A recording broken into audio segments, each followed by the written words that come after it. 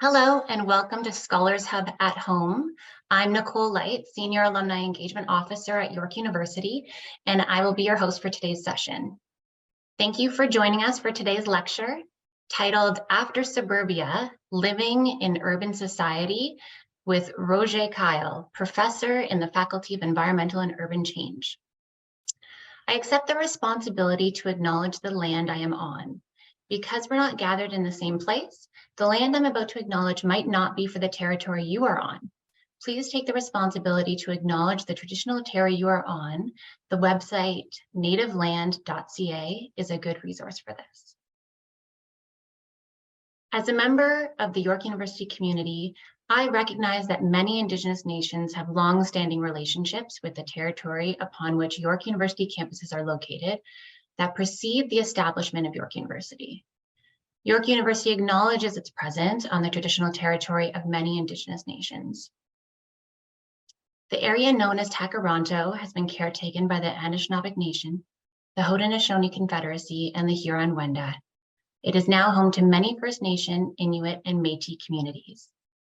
We acknowledge the current treaty holders, the Mississauga of the Credit First Nation. The territory is subject of the Dish with One Spoon Wampum Belt Covenant, an agreement to peaceably share and care for the Great Lakes region. Now, before we are joined by Professor Kyle, we'd like to conduct a quick poll before each of these sessions. The question is, how would you rate your knowledge regarding the topic of today's presentation? I'll just give you a moment to answer that.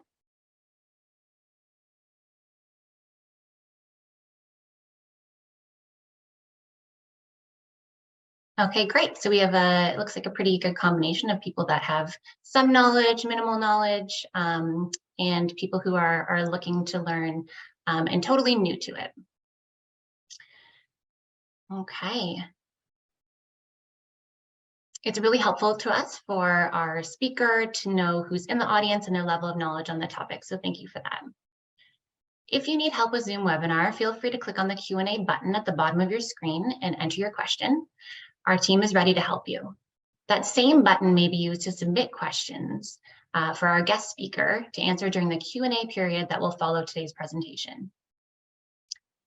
Please note that all your questions and comments are visible to our panelists and staff working behind the scenes. We ask that you keep your comments relevant and respectful. Now I'd like to introduce our guest speaker, Professor Roger Kyle. Hi there, Professor Kyle. Now I'll tell you a little bit more about our professor. Dr. Kyle is a professor in the Faculty of Environmental and Urban Change at York University. He researches global suburbanization, urban political ecology, cities and infectious disease, infrastructure, and regional governance.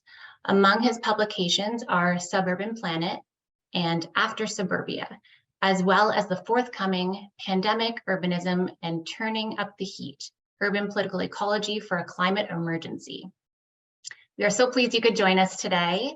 Welcome once again, as I said earlier.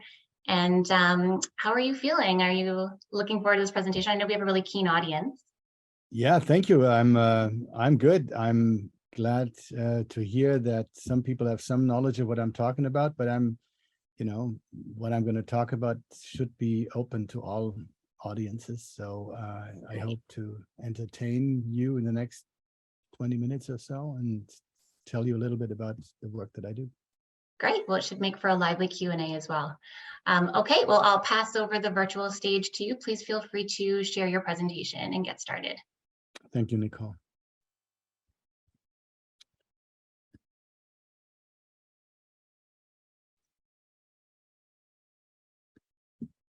All right, here we go. Hello and welcome. Good afternoon to wherever you are.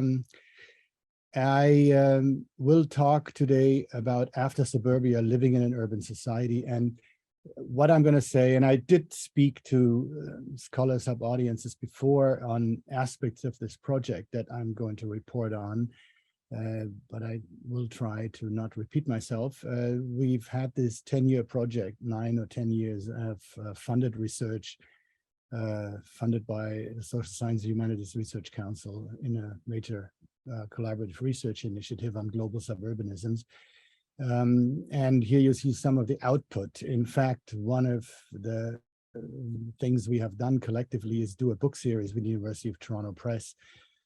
Some of the titles you see here, and the latest one, and one that I'm involved in as a co-editor, is this book on which I will base my comments today, and I'll look beyond it also a little bit. This book is called After Suburbia. It's co-edited with Fulong Wu, and really just came out. We launched it here at York last week, and I'm excited to present this to you today. And to be clear, it's an edited book. There are 18, 19 different chapters in there that were written by different people.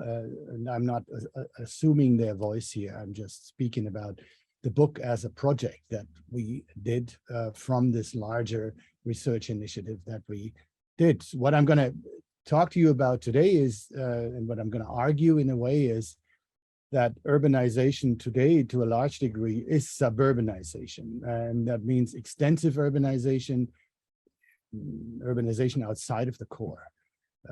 If you are in Ontario, if you have read the newspapers of the last few days, you know that there is a conflict over the Greenbelt. It's that sort of thing that we have been looking at, where do we found land for housing, for jobs, for infrastructure, and most likely over the last 20 or 30 years and into the future, we can assume this sort of process to take place in the urban periphery. The second point I want to make is that we now can also talk about specific suburban ways of life. We call that suburbanisms. So when we talk about urbanization in the 21st century, it also is an urbanization that is to a large degree generating new forms of life, like it or not. And we can talk about that in a minute. The suburbs have become somewhat unfashionable. People in my profession, planning urban studies, don't like to promote suburbanization, and that has to do with a whole number of reasons that are social and ecological. Here are some of them. They are economically unattractive. It is very expensive to build suburbs. It's very expensive to live a suburban life. You have to commute long ways in an age of climate change. That's very expensive. We know now the gas prices have gone up, and these things matter. And people, this drive until you qualify for a mortgage is now relativized by this economic unattractiveness. It's difficult to reach. Now, for example, here in the Toronto region, we have a Go Bus strike. People have been on the radio talking about how difficult it is to organize your life. If you're living in a suburban environment, have to get to other suburbs or downtown to go to work, to go to school. There is no future for business. Often people think that there is a predominance of the urban center for business reasons, which may or may not be true.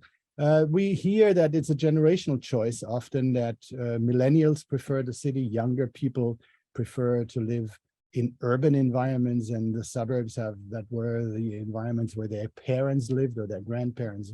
The suburbs are now out of fashion with the millennials and in the generations after them.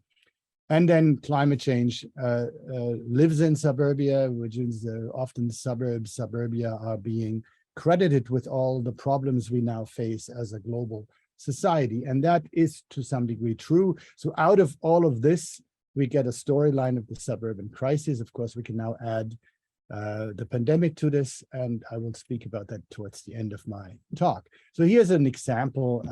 This is an Austrian researcher, an Austrian scholar who engaged me last year on Twitter, which is now even though Elon Musk has thrown a shadow over Twitter, is often the medium where academics now engage with journalists, engage with other academics.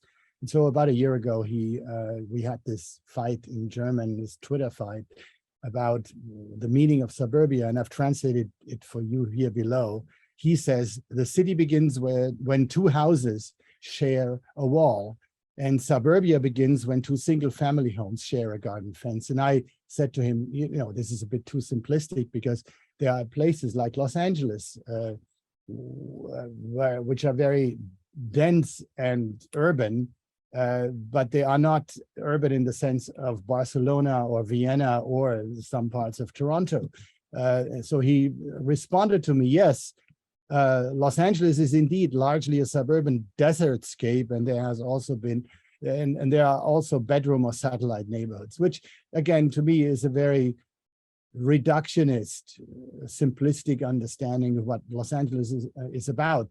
I would always defend that Los Angeles, even or in its suburban character, has to be qualified and classified as a city. People in Los Angeles live urban lives just as much as people live urban lives in Manhattan. And this is sort of at the basis of the project that I'm talking about here. And it's also a matter of scale. If you look at LA on the left, these are images I took out of a plane when I landed at LAX airport. One image is the one on the left, of single family homes. There's some swimming pools in the backyards. This is sort of the idea of LA as a suburban community. But what also is important, of course, the image on the right, which is just a few kilometers away from that other image that I took, which are warehouses and infrastructures, commercial environments, factories, those kinds of things. And this is also suburban, it's also urban. And that also is a question of how we think about how we live these days. So we need a more open idea, view of what suburban life might mean. Now, one way in which we have looked at suburbs is through the eyes of Anglo-Saxon suburbanities, we can call it that. And that is partly because the United States, Canada, Australia, Anglo-Saxon settler colonies have been predominant in creating this suburban way of life.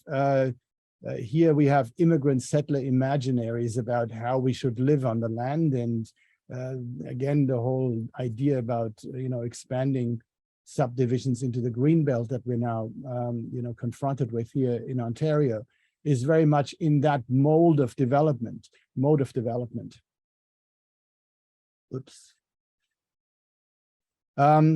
Here's another image taken out of a plane. This is Mississauga in winter. If you live in the GTA, what this looks like. Many of you live in this environment. This is a typical Anglo-Saxon suburb. Here we have the two types that we see in Canadian suburbs in terms of form. We have the high-rise apartment tower or condominium tower, and we have the single-family home here in a bungalow, classical bungalow version. These are the two archetypes, and this is quite unique to Canada, that we have amongst those countries that I mentioned, like Australia and the United States in particular, that we have these two forms. It's rare in the United States and in Australia to find high-rise density, and that is a function to a large degree of our planning regime that we have in the Greater Toronto Area, or generally in Ontario. But there's a second storyline to this Anglo-Saxon model. There's a storyline which is more global. This is an image from Brazil in Belo Horizonte, looking north towards what used to be a mining area. Here we have the global suburb. This could be anywhere in the world. It could be, again, in Los Angeles. I can find you pictures like that from Malibu and the coast in LA.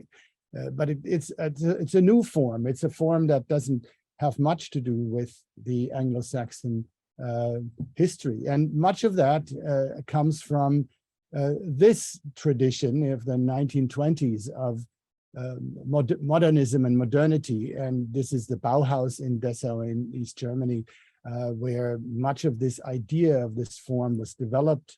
Another architect that was associated with this idea was Le Corbusier, the Swiss architect.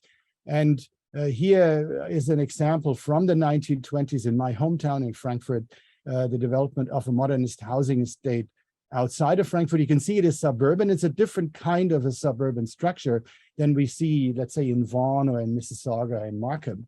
And this looks like that today. So in the 1920s, like this, of course, no trees yet, nothing.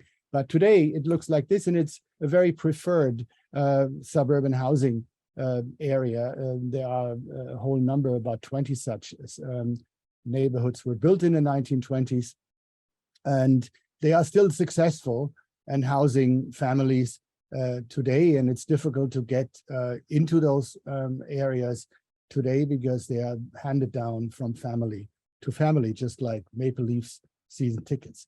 There is also, at a larger scale, of course, in the former Eastern Bloc in the Soviet world, there are about 170 million units of housing in this form of massive housing estates, also most of them at the urban fringe. That's, again, a different tradition of suburban building. And my colleagues Murat Güne and Murat Uçoğlu have edited another book from our series on this phenomenon of massive suburbanization, which you find everywhere now, not only in the European East, but also in Istanbul, in Shanghai.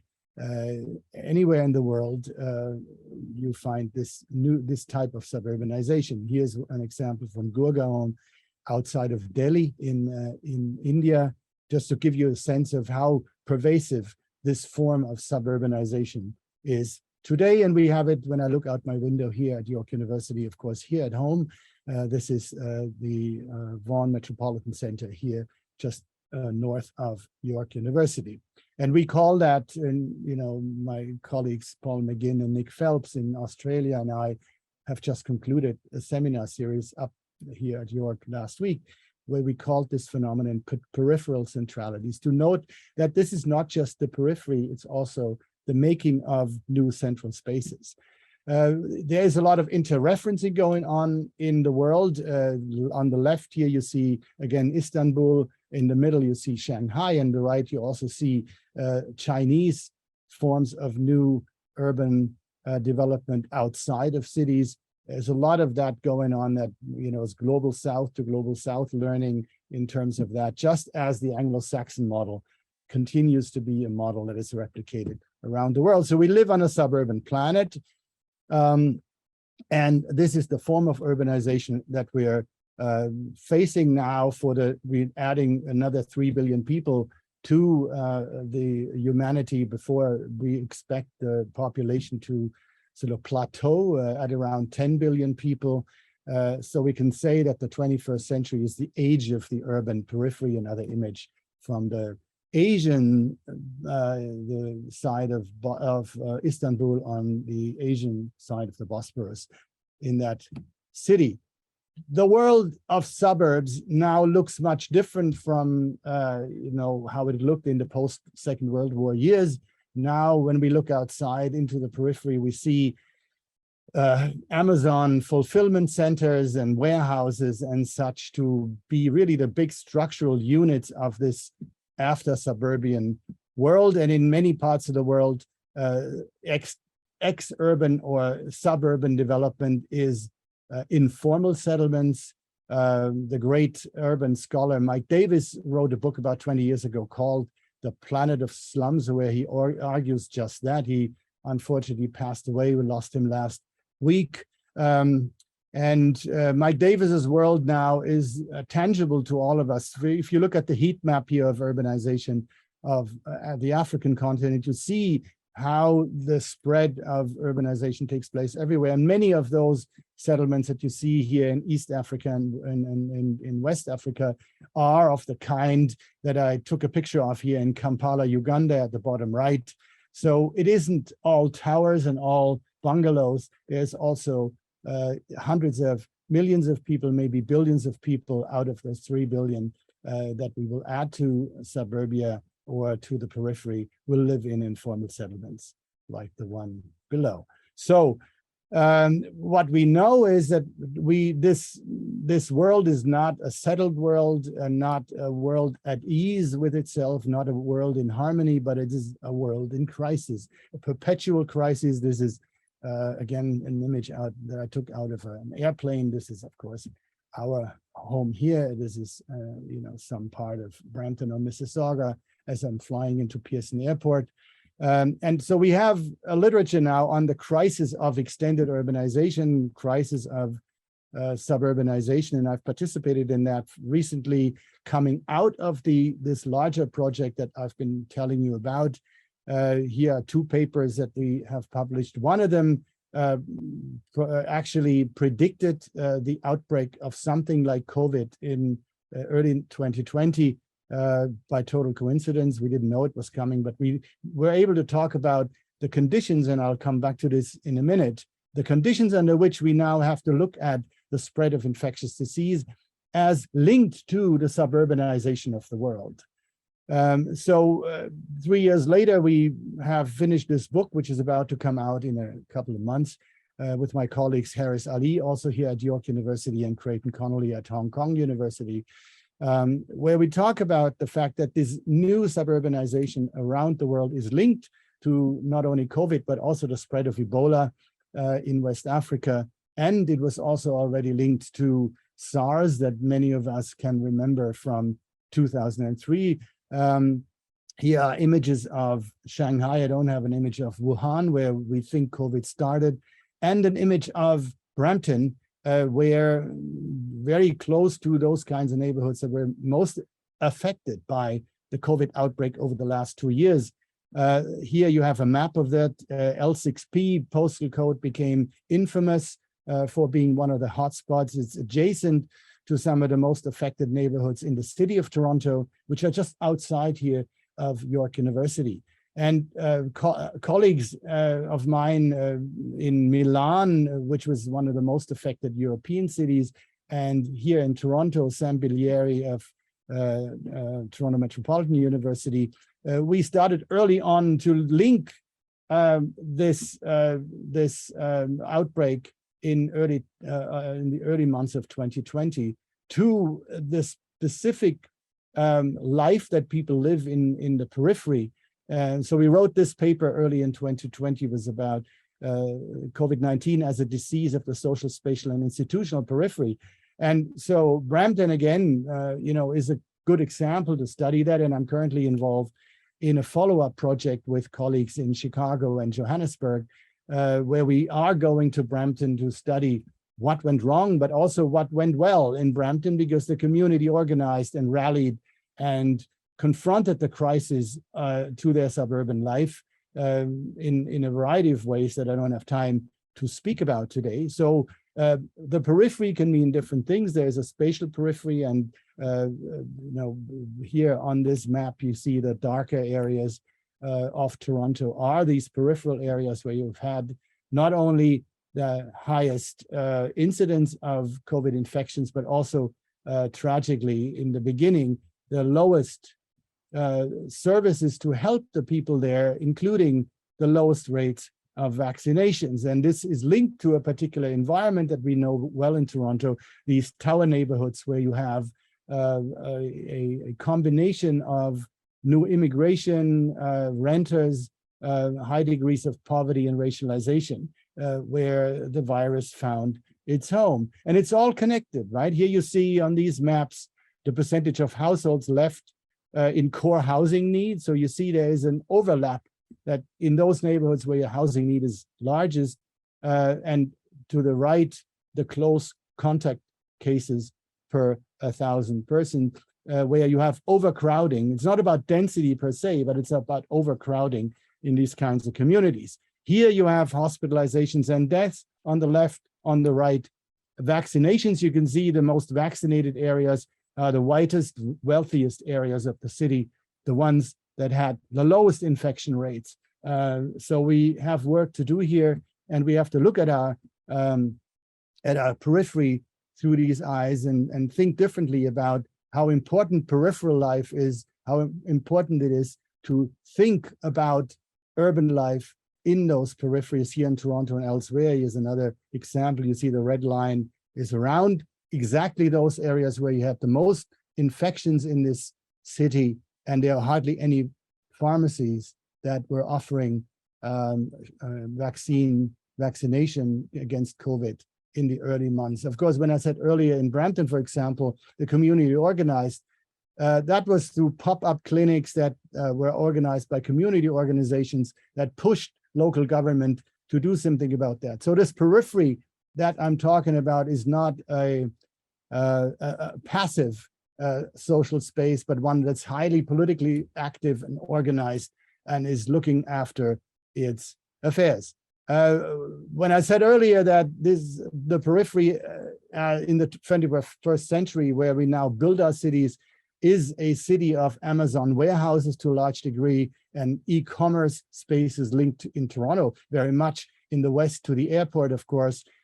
We also had workplaces as places of outbreak where people worked, like in Amazon warehouses, shoulder to shoulder to get the stuff to you, to your front porch or to your apartment that you ordered through a service, an e-commerce service like Amazon. But there were real people in these peripheral jobs, peripheral in two senses. They were spatially peripheral, they were at the geography of peripherality, but at the same time also often precarious work that is not well paid, not unionized, and not secure. So here is a bit of a portrait of this suburban world in crisis.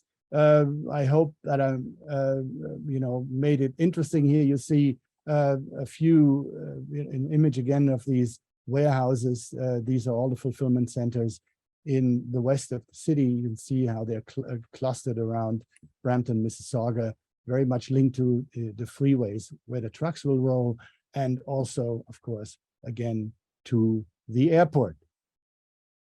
That's all I got for you today. Thanks for listening. I'll be happy to have questions or comments as we go on. Thanks. Okay, thank you, Professor Kyle, for that very timely and informative presentation. I know it certainly resonates with me. I live in a northern area of Vaughan, nearly King City, and it's quite traditionally suburban, this area.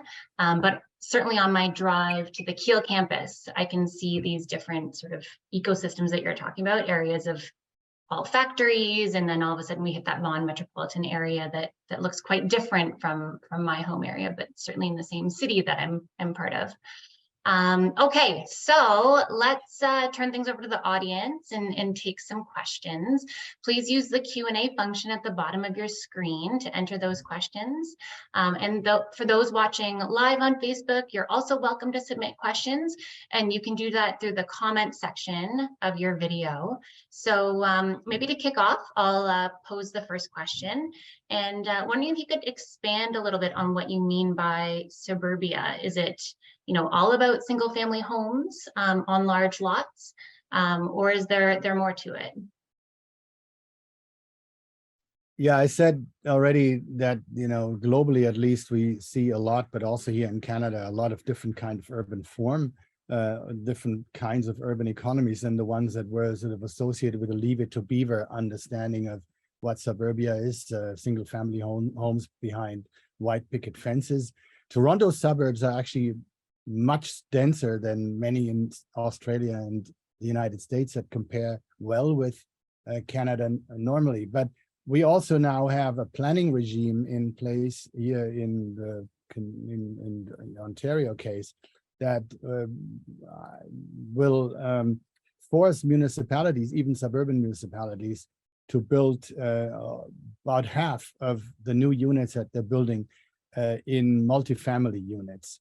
So we are now, by definition, creating a different urban form than was traditionally associated with suburbia. There is a debate right now in public space that much of what Premier Doug Ford is doing is he gets advice from somebody like Hazel McCallion, the former mayor of the city of Mississauga, who is well known as in urbanist circles, and that's meant in an endearing way, the queen of sprawl, because the way she built out Mississauga over the 40 years of her reign as the mayor was built on a particular recipe of rolling out single family home subdivisions and then using the development fees to build community structures. That is not possible anymore to do it quite like that. We have to build denser and different forms. So people are now talking about gentle density. People are talking about different forms. The missing middle is a term that one often hears, where we're thinking about maybe 4-story, 5-story buildings that are built right to the side of the road. They don't have any setback. There's a different understanding now of what can be, but also what must be done in suburbia. And I've also given you already images of places as far away as Shanghai or Istanbul, but I could add Cairo, Egypt, other places where the suburbs are not quite what they used to be, and they are built in very different forms. The Europeans, again, under different regulations, often much higher expectations on being climate compatible. They are building much differently already than we are, which is really frustrating to many of us to see that things that are being done in the suburbs, not in the inner cities of Berlin and Frankfurt and Paris, but in the suburbs of those places where people build much more innovatively and with different materials, more looking at climate change as a challenge, which is not happening here at all. Right. Okay. Thank you for that answer. So we have a question from the audience. What do you think the long-term impact of work from home will be, given how common that is now in white-collar work? For example, something like 50% of people in Toronto are doing work from home or some sort of hybrid. Does this suggest an end to the growth of cities, or maybe an increase in suburbanism or even lower density elsewhere? Yeah, that's a great question. And I, myself, like nobody has any definitive answer to this. I challenge anybody who says, oh, this is the way it's going to be. It's completely impossible to answer that question still. We know that many offices now have switched to 2-3 split, that people go to work for 2 or 3 days and stay home for 2 or 3 days. We'll have to see how that all works out. Right now, I was, to be honest, hoping for more change of this kind and for a positive change to the way we live our lives. That I was hoping when more urbanites leave the city and go to small towns and suburbs, that they bring their bicycle habits with them and their local shopping habits that they say they like so much about, places like Riverdale or places in Toronto where they allegedly do those things and go shopping on foot and don't use the car. If that is the case, one would hope that they export some of those ways of living to more peripheral and suburban areas, because now they have more time on their hands, because they don't need to get on the subway or on the freeway, on the highway to drive to work, or to, like myself, I have a 90-minute commute to York University from the city of Toronto. I don't live outside the city. So when during COVID, I had time when I lectured from home to actually change and think about my ways of living locally.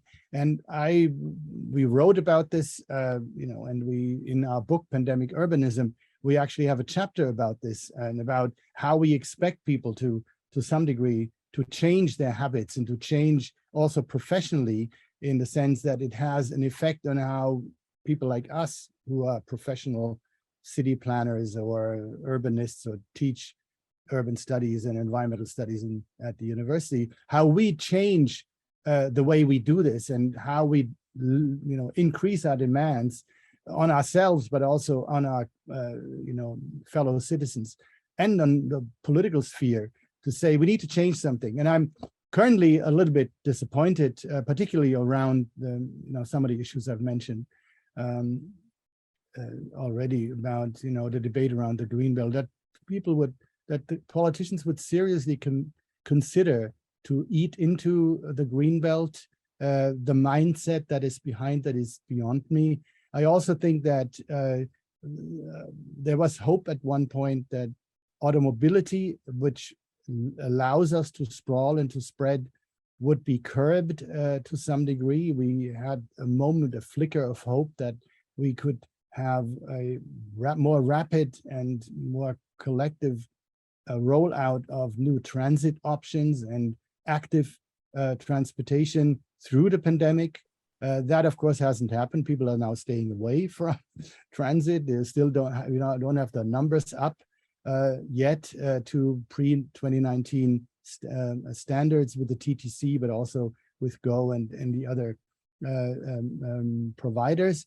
And at the horizon now, again, driven by policy to some degree, also driven, of course, by technological change, driven by provincial policy to be better, to build battery factories and electric cars, is that the sad prediction is that rather than changing our suburban ways and out of the pandemic and making our home, our workplace, and our lives more sustainable, you can expect people to buy more cars and have access to more electric cars because they don't feel bad about driving anymore. Once they can plug their electric car into an outlet somewhere, you will see an explosion of electric car ownership and usage, and that will of course be another incentive to move out further and to live in more extended suburban environments. So we're at a critical moment, and we need to think a lot about that. And from a planning point of view and from a conscious, deliberate point of view to do something about climate change, we need to go back to the lessons that we might have learned from the pandemic on changing our work-life balance and be more modest in how we go forward. Okay, thank you. Well, we're on the topic of housing. There's a great question that came in from a viewer on Facebook. So right now in Ontario, we are facing a housing crisis and limited availability of housing. How will this affect our urban landscapes? Are we going to see a decrease in desire to live in urban areas like Toronto and more of a desire to live in suburban areas? How do you think this will affect urban planning of new suburbs? Yeah, great question. I already alluded to some of my pessimism around, what I think might be happening. But it is really important to understand that in contrast to what the government of this province says, we will not solve the housing crisis by building more single-family home subdivisions. That is just going to have one outcome, which is the developers who own the land and who built these subdivisions will become richer and will make a quick buck on this that they hadn't expected, because those lands where they're now, where they're allowed to build these kinds of subdivisions were actually protected just a week ago. So that is a tragedy. And so rather, if we want to solve the housing crisis, we need to build affordable housing, and that means a commitment from the government at all levels, particularly the provincial and the federal government, because the municipal government doesn't have the funds because it can't raise any taxes, but it's particularly the federal and the provincial governments that have almost completely stopped building government-sponsored affordable housing in the 1990s. So we have in an arrears of 30 years, that's in terms of the housing economies. We need to change that. We can't leave it to the market. That's completely out of the question. There's no country in the world where the market provides enough housing for people. We kind of are in this illusionary space here in Canada, particularly, under this current government, that we could let the market, regulate this by itself. That's not going to happen. And secondly, we need to densify, intensify where we can, where we already have the permission to build, the permits to build. That is in the urban areas. That is where we already have sewers and transit lines and schools and all those kinds of things. There is 80% of the city of Toronto are zoned single family. That needs to change. We need to open those up radically to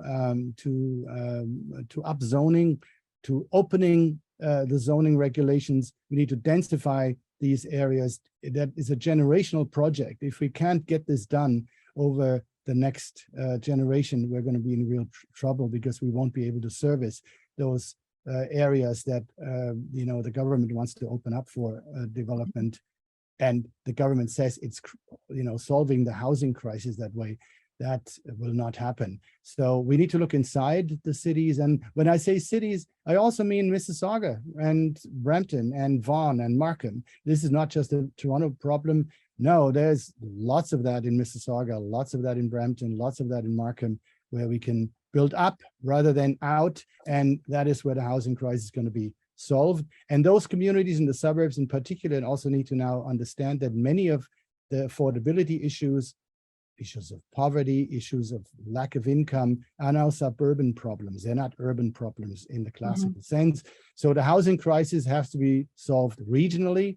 We need to work together, and we've done some work on this again with my colleague Muradu Cholyu, and on how to do something about the regional housing crisis. And that also means that we have to fight the financialization of housing. Housing is a human right. Housing should not be subject to financialization and to the playing with it on the marketplace, speculating at a scale that goes beyond the individual homeowner, that is large corporations that are now involved in speculating on housing investment and housing management. So we need to go beyond that. We need to get the state involved at all levels, and we need to change our ways. Very well said, Professor. Thank you. Okay, so for our last question, what is the future of the urban periphery? Yeah, I don't know. I mean, I could look at the coffee grinds there, and I think the much of our economic future is in the urban periphery. It still takes most of the new developments that are coming in. The e-commerce economy, again, is a good example. Much of our logistics spaces, the terrible suggestion to build the Bradford bypass and the 413 extension in north of the city will lead to more of the wrong kind of development, and again will make many developers very rich once these are built.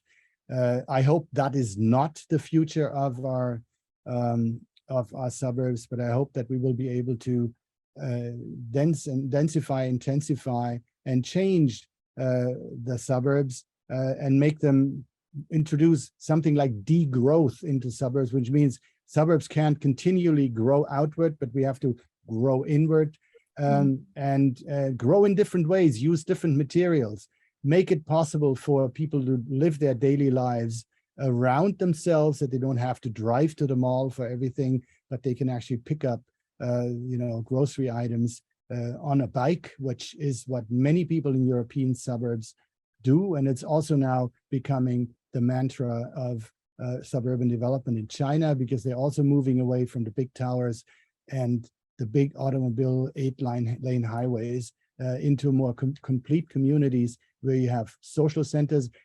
One of the big issues that I'm working on with my friend and colleague at TMU, Sam Bilieri, is aging in suburbs. People who can't drive, and there's people living with dementia in suburbs. These are all, issues that we need to talk about, that will be part of that future of suburbs. If we don't confront them, if we don't deal with them in a positive way, we will not be doing well in a generation or so.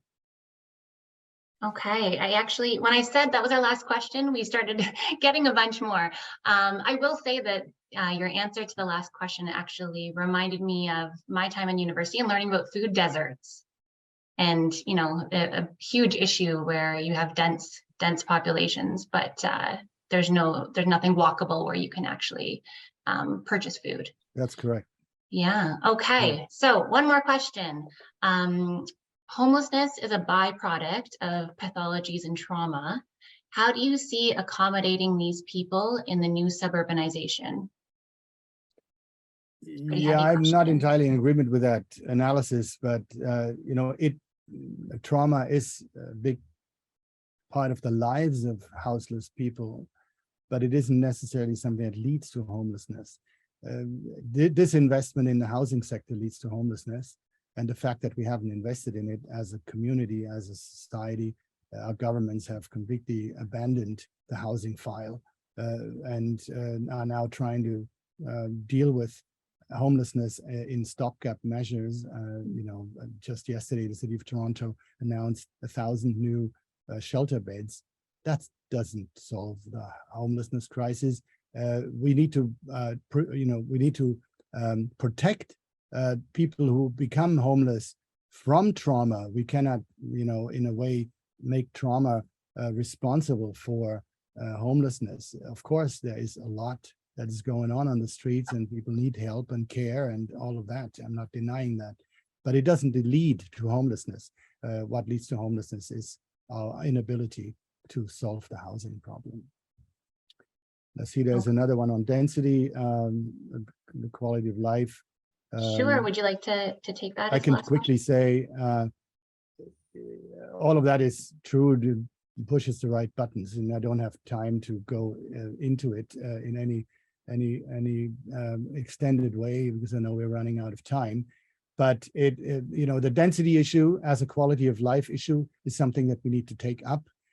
Density isn't everything. I said that before. It's a question about the quality of density that we need to think about. What are the good ideas about density? What is good density? These are the kinds of things we need to think about. I'm not sure whether the Vaughan Metropolitan Center or those other examples I showed you is good density yet. I think we need to think about more than just condos in the sky. We need to build out at the bottom, what could be the links to other parts that link those kinds of densities to good places on the ground. Again, social services, schools, hospitals, services for aging populations. Those are the kinds of things we need to think about when we think about densities. Okay. Well, thank you so much, Professor Kyle, for being with us today and taking on these thought-provoking questions. Your presentation was excellent. Is there anything that you'd like to close off with as a final comment? No, I just want to acknowledge Veronica's comment about mental health. I fully understand. I don't have time now to go into this, but as I said, I'm doing some work with Samantha Bilieri at TMU and there's another question by Jeff also on mental health. These are issues that need to be dealt with, absolutely. So we're on it. Some of us are, and we are not turning a blind eye to what's going on in these new built communities, and particularly communities that look like they're not built for people, but they're built for Amazon and other companies, and not for people to live in or to work in healthily. Okay, I think we'll end it there. Thank you very much. Thank you. Wonderful. Okay, you're welcome to turn off your camera now. Thanks again, Professor Kyle. Alrighty. For those of you who would like to share today's session with family and friends, it will be posted on our YouTube page, youtube.com/YorkU alumni. You can also watch past lectures there of any sessions that you may have missed, as well as some videos from other lecture series that YorkU alumni offer. We have one more poll question for you. How would you rate your knowledge of today's topic following this discussion? So it has popped up on your screen now. And thank you for participating in that. Our next Scholars Hub at-home session is called Art and Community Engagement at the End of the World, taking place on Wednesday, November 23rd with Professor Joel Ong from the School of Arts, Media, Performance, and Design at York University. You can register and learn more about upcoming sessions at yorku.ca/alumni and friends. Thank you everyone for joining us, and have a great rest of the day. Bye-bye.